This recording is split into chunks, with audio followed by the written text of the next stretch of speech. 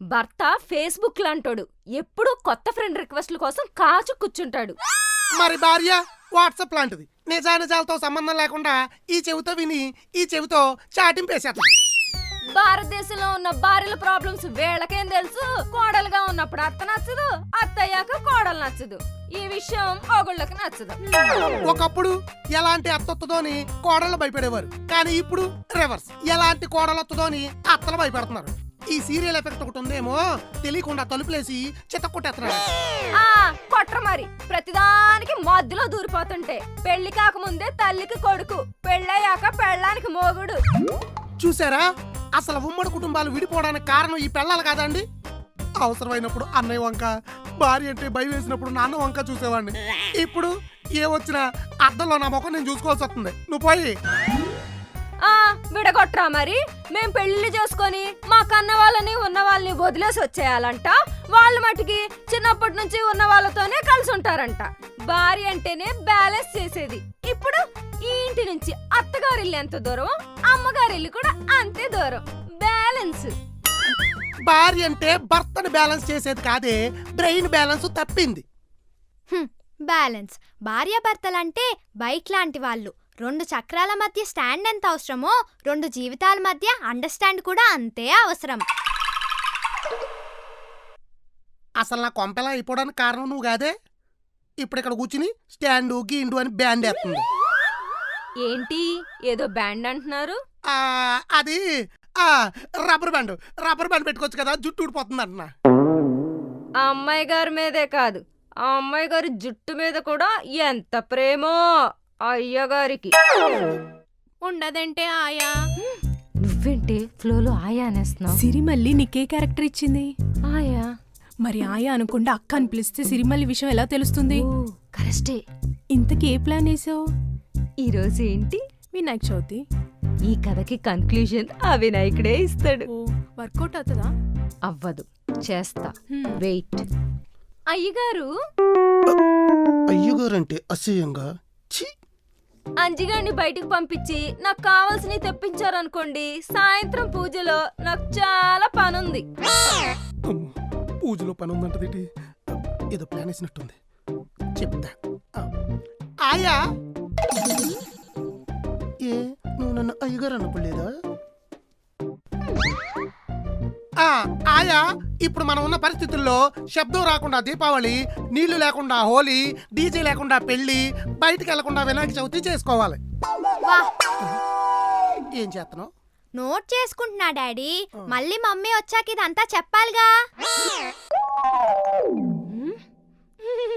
మరి ఇంట్లో పూజ ఎలా చేయాలి అయ్యగారు? పూజ ఓ పని చేయి, సౌజీకి మైదా పిండితో తొండం చేసి 9 రోజులు పూజ చేసేయి. నీకు కూడా 9 రోజులు రకరకాల ఐటమ్స్ ఫుల్గా కుమ్మే. నాకు ఓకే. ఏంటి ఓకే? 9వ రోజు తీసుకెళ్లి హుస్సేన్ సాగర్ లో నిమజ్జనం చేసేయమంటాడు. అది కూడా ఓకేనా? Not okay. నువ్వు మాత్రం ఈ రోజు అస్సలు బయటికి వెళ్ళక. నాకేమైంది అయ్యగారు బయటికి వెళ్ళకపోవటానికి? అంటే వినాయక చవితి రోజు చందమామను చూస్తే నీలాపనిందలు వస్తాయంట కదా, అనవసరంగా నేను చూ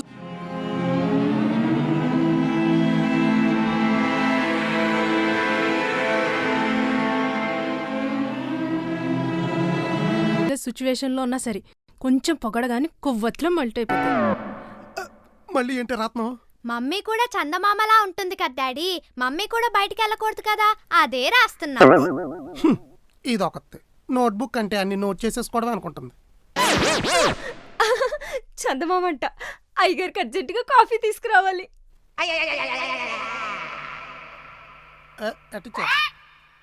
చూసింజో అయ్యగారు, పెళ్ళయ్యాక నా జీవితం ఎలా ఉంటుందండి? పెళ్లి జీవితం అనేది పానీపూరి లాంటిదిరా.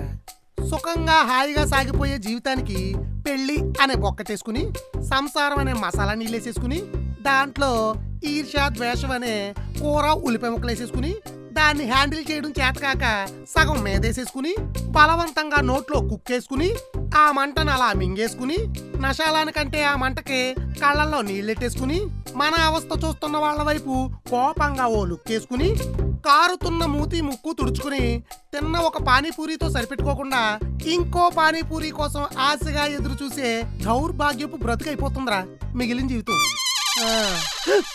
ఏంటి ఇది కూడా నువ్వు చేస్తున్నావా? బ్రహ్మరాతలు, ఆ, నీ సూక్తులు, ఆ, సత్యాలు డాడీ ఆహా. ఉపయోగపడతాయి. అసలు ఇది ఎవరు, ఎందుకు వచ్చింది, ఏం చేస్తుంది? అంటే అయ్యగారు ఆ, పెళ్లి జీవితం గురించి తెలుసుకోవాలనుకుంటే ముందు నేను పానీపూరి బండి పెట్టాలన్నమాట. ఎంత పెద్ద డైలాగ్ చెప్తే పానీపూరి బండి పెట్టుకుంటానంటావా? వెళ్ళిపోరా, వెళ్ళిపో ఇక్కడి నుంచి.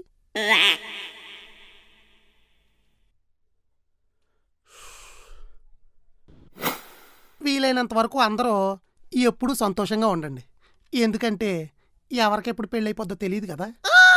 అక్క అక్క బయట ఫుల్ వర్షమే. అవునే, వర్షం పడుతుందని నా మొహంగా చూస్తావేంటి? డాబా మీదకి వెళ్ళి బట్టలు తీసురా. నువ్వేం కంగారు పడుకు, బా వెళ్ళాడు బట్టలు తీసుకురాడు.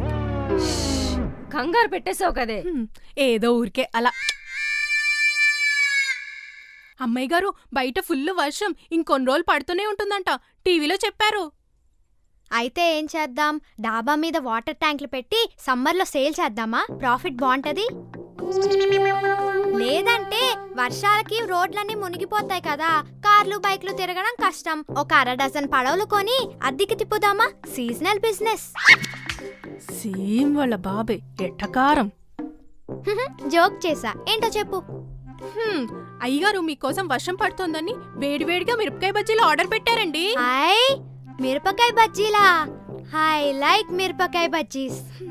ఇది బజ్జీలో మిరపకాయ అంత లేదు, దీనికి మిరపకాయ బజ్జీలు అంటే ఇష్టం అంట. మీరు లైకే, కానీ అక్కడ అయ్యగారు చేశారు ఓ మిస్టేక్. ఏంటి? ఆర్డర్ కరెక్ట్ గానే పెట్టారు, అడ్రస్ మాత్రం పక్కింటికి పెట్టారు. వాళ్ళేమో బజ్జీలు తినేసి మిరపకాయలు బయట పడేశారు. అయితే ఐ మిస్ మిరపకాయ బజ్జీసా? ఎస్.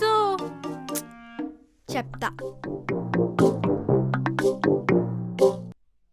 డాడీ, ఆర్డర్ పెట్టడం రాకపోతే అడిగి తెలుసుకోవాలి, అంతేగాని అడ్రస్లు మార్చేయకూడదు. అడ్రసా? చేసేదేమో సాఫ్ట్వేర్ జాబ్, సెల్ ఫోన్ వాడడం కూడా రాదు. మళ్ళీ ఆ ల్యాప్టాప్ ని 24 గంటలు ముందేసుకొని కూర్చుంటావు. ఛీ, నా మిర్చీస్ మిస్. ఇది అసలు ఏం చెప్పడానికి వచ్చింది, ఎందుకు తిట్టింది, ఎందుకు వెళ్ళిపోయింది? బట్టలేవి? బట్ల? ఏ బట్టలు? బొమ్మనా బ్రదర్స్ బట్టలు. బొమ్మనా బ్రదర్సా? షాపింగ్ ఏమైనా చేసావా? నా మొహానికి అదొక్కటే తక్కువ. డాబా మీద బట్టలు. డాబా మీద బట్టలు వేసావా? అంటే పనిలో పడి మర్చిపోయారా? లేకపోతే చాలేనని ఆడవచ్చుగా. ఏదో పెద్ద పెళ్ళానికి సాయం చేసేసే వాళ్ళగా ఎందుకు వచ్చిన పెళ్ళప్పులు? ఇప్పుడు అన్ని చచ్చినట్టు మళ్ళీ ఉతుక్కోవాలి. ఆ తిట్లేంటి అట్టా ఉన్నాయి? పండగ పూట కూడా పాత తిట్లేనా, అందుకే కొత్తగా తిట్టా. పండగ పూట కూడా పాత తిట్లా? సామెత ఇది కాదే. అయినా ఇప్పుడు ఇది నన్ను ఎందుకు తిట్టింది? చందమామని చూసినందుకు. చందమామని చూసినందుకే? నువ్వే కదా బావా ఇందాక అక్కకు సోపేశావు. అక్క చందమామని, చవితి పూట చందమామని చూస్తే నీలాప నిందలొస్తాయని. అది బయట వాళ్ళకేనా, నీకు కాదా? అంటే నాకే సంబంధం లేకుండా తిట్టించావా? లేకపోతే నాకు మైదా పిండితో తొండం పెట్టి 9వ రోజున నిమజ్జనం చేసేస్తావా? ఎలా ఉంది చందమామ దెబ్బ? అయినా ఇప్పుడే ఉంది క్లైమాక్స్, కేక. ఏంటి, రెడీగా ఉండు.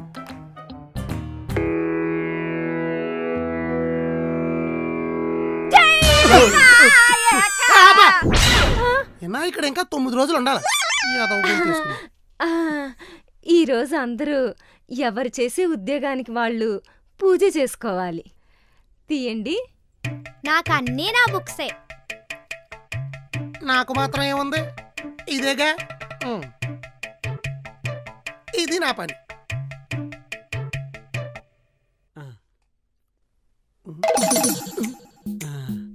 గరిటెలా? పని చేసినా చేయకపోయినా నా పని ఇదే కదండి. అబ్బో, ఇది తప్ప నాకు ఇంకేం పని ఉంది?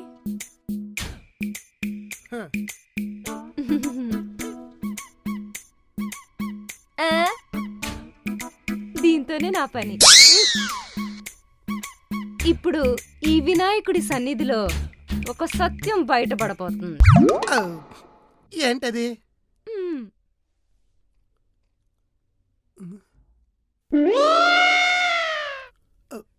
చిట్టీలు అందరూ ఈ చిట్టీలు తీయండి. ఎవరంటే ఎవరికిష్టమో, ఎవరెవరికి ఏ సంబంధాలున్నాయో ఆ వినాయకుడే నిర్ణయిస్తాడు. ఆయా ఐడియా అదుర్స్. తీయండి. హా.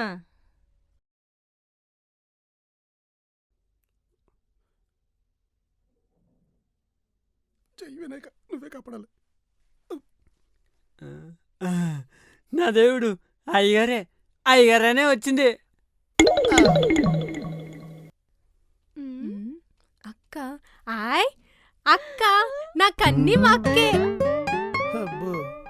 ఉండు, నాకే వచ్చిందో చూస్తా. మా ఆయన ఎన్ని చేసినా మా ఆయనే కదా, మా ఆయనే వచ్చాడు. డాడీ కరెక్ట్ గా వచ్చింది కదా డాడీ. మీకే వచ్చిందా అయ్యగారు? ఇంకేం వద్దు, నీ పేరే వద్దు. నీకే పేరు వచ్చింది డాడీ? సిరిమల్లి. నా పేరే. నేనంటే నీకు చాలా ఇష్టం, అందుకనే నా పేరు వచ్చింది కదా డాడీ. దేవుడు కూడా కన్ఫర్మ్ చేసేసాడు. అయిపోయాడు. నా వంక చూస్తావేంట్రా? నాకేం సంబంధం లేదు.